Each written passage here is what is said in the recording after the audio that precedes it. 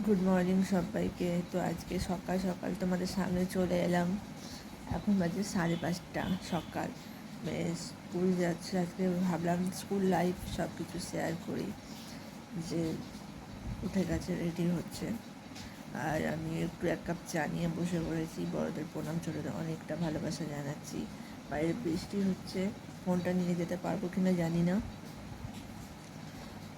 আজকে স্কুলে কাজও আছে, দরকারি কাজও আছে, তার জন্য তো রেডি হচ্ছে। এবার এখান অবধি একটু এগিয়ে দিয়ে তারপরে সে ঘরের কাজগুলো সারবো।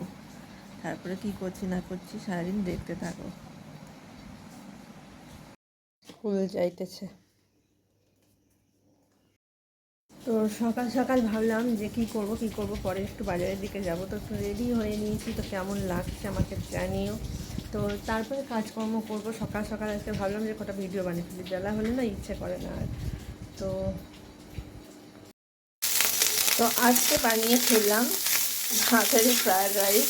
ভাত ছিল, তো কী করবো, তো ফেলে দেবো অন্য, তাই জন্য সব সবজি দিয়ে ভাত ভাজা করে ফেলেছি। বেশ অনেকদিন ভালো লাগে। এর উপর যে ভাজা বাদামটা ছড়িয়ে দেবো, কিশমিশ ছড়িয়ে দেবো, বেশ সুন্দরই খেতে লাগে। তোমাদের কার কার পছন্দ সেটাও জানিও।